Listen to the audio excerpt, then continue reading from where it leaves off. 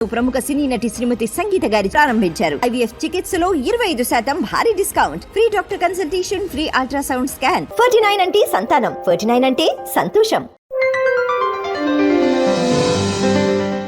సింగరేణి ప్రైవేటీకరణ చేయట్లేదని ఆల్రెడీ కిషన్ రెడ్డి గారు లేదండి, అదే మీరు నెత్తి మీద కత్తి పెట్టి కూర్చున్నా మీరేం నమ్మొద్దండి. అది అదానీ గారు కన్ఫర్మ్ చేసేసారంట కదా, అసలు అవసరమే లేదని అదానీ గారు నిర్ణయిస్తారు. కేవలం ఇది స్టేట్ కి సంబంధించినటువంటి 51% ఉంది కాబట్టి, ఇది కేవలం స్టేట్ కి సంబంధించిన విషయమే కాబట్టి దీన్ని ప్రైవేటీకరణ చేసే లేదు. ప్రైవేటీకరణ కాదు, ఆల్రెడీ ఆక్షన్స్ మొదలు పెట్టేశారండి గనులు. మరి ఈ రోజు స్టేట్మెంట్ ఇచ్చారు కదా ఏమండి, కిషన్ రెడ్డి గారు ఆ స్టేట్మెంట్ గురించి ఆయన గనుల శాఖ మంత్రి ఆయన ఇచ్చారు. అది ఒక 10 ఆల్రెడీ మన ఆక్షన్ పెట్టి ఏదో తిప్పలు పడి అక్కడ రేవంత్ రెడ్డి గారు ఆఫ్ చేసుకొని చెప్తున్నానండి. ఆల్రెడీ లాస్ట్ టైం కూడా ఆక్షన్ పెట్టారు. ఇది ఇవ్వడం ఏంటి, విశాఖపట్నం గనులు ఇవ్వండి బాబు అంటే ఆక్షన్ వేసుకుని కాళ్ళు కొట్టేసి దాన్ని పరిగెట్టమంటున్నారు. ఎంత దుర్మార్గం ఉందంటే ఆదానీ గారు చెప్పినట్టు ఆదానీ గారి గనులు అలాట్మెంట్స్. సరే, కమింగ్ బ్యాక్ టు పాయింట్ అండి, ఇవాళ రహదారుల విషయంలో మీకు చెప్పాను. ఏదో సెంటర్ తెలంగాణ దక్కన పీఠంలో సెంటర్లో ఉంది, అటు ఆంధ్రప్రదేశ్ ఇటు ముంబైని చేయాలంటే కావాలి, అటు ఉత్తరాది దక్షిణాది వెళ్ళాలంటే దీంట్లోంచి వెళ్ళాలి. ఏమేమి చెప్పండి నాకు, అది రోడ్లు వేసుకుంటేనా ఇదా, అది వేసేసి అకౌంట్లు వేయటం, మిగతాది అన్ని రాష్ట్రాలకు ఇచ్చినట్టే. అది కానీ పక్క రాష్ట్రానికేమో మహారాష్ట్రకేమో 17,000 కోట్లు ఇస్తారు ఏదో ఏది మెడికల్ దాంట్లో. తెలంగాణకి 5,000 కోట్లు ఇచ్చేంతకుముందు పెంచి ఇచ్చి చెప్తారేంటి, నాకు అర్థం కాదు. ఏమన్నా తెలంగాణ విదేశీయం ఉందా? నేను ప్రత్యేకంగా చెప్తున్నా, ఒక నేషనల్ ప్రాజెక్ట్ ఇవ్వకుండా మోసం చేశారు. తెలంగాణ నేషనల్ ప్రాజెక్ట్కి అడుగుతున్న పాలమూరు రంగారెడ్డి గారి గురించి అడుగుతున్నారు. మిగతా కాళేశ్వరంతో వేదం అంటే మిగతా చాలా ఇవ్వుకోవచ్చు, చాలా వచ్చు.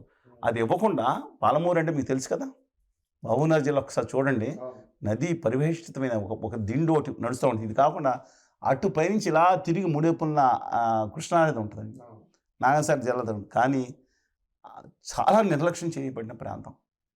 సరే, అలాంటిది ఆ మహబూబ్నగర్ నేలలో 3 రకాల నేలలు ఉన్నాయి. ఎర్ర నేలలు మీకు చెప్తే అద్భుతమైన నేలలు ఉన్నాయి అక్కడ. అట్లాంటి సమయంలో అండి ఆ రంగారెడ్డి పోలవరంలో రంగారెడ్డిను ప్రాజెక్ట్ ఏదైతే ఉందో పాలమూరు రంగారెడ్డి ప్రాజెక్ట్ ఎక్కువ బెనిఫిట్ చేయడానికి వచ్చారు. రంగారెడ్డిలో కొంత మిగతాది అక్కడ బెనిఫిట్ చేయడానికి.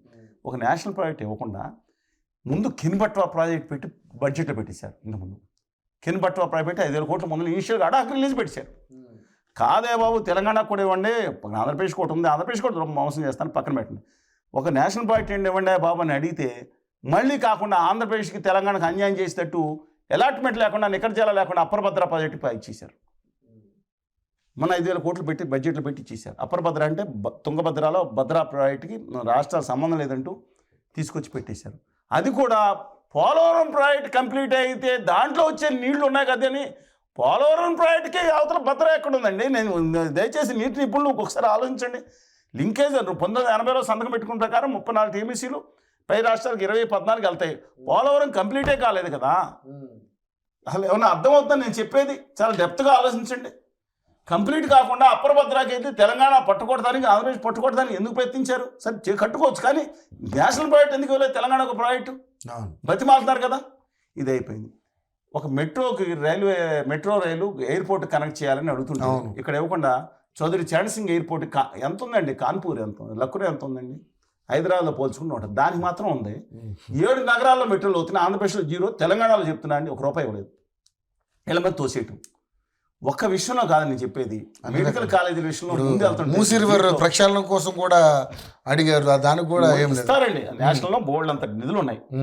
ఇవాళ 48 లక్షల కోట్ల బడ్జెట్ చెప్తున్నాను. ఇవాళ ఇదేంటంటే ఆంధ్రప్రదేశ్ తెలంగాణ మీద అప్పుల గురించి మాట్లాడుతూ ఉంటారు. ఈ ఉత్తర భారతీయ జనతా పార్టీ అధికారంలోకి వచ్చేటప్పటికి ఇండియా అప్పులు 52,73,00,000 చిల్లర. ఈ 2024 అంతానికి 16,30,000 కోట్లు ఎంతో ఇప్పుడు అప్పులు కొత్తగా అప్పులు ప్రవేశపెట్టారు. ఈ బడ్జెట్లో 48 లక్షల కోట్లలో 16,33,000 కోట్లు ప్లస్ 28,000 కోట్లు అదనం 200 లక్షల కోట్లు దాటుతున్నాయి ఇండియా అప్పులు.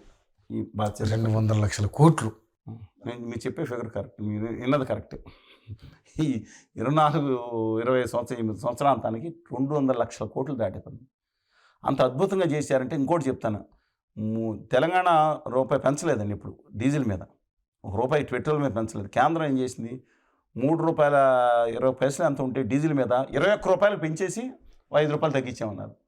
లక్షల కోట్ల రూపాయలు, అది కూడా రాష్ట్ర ప్రభుత్వానికి వాటా వేశారు.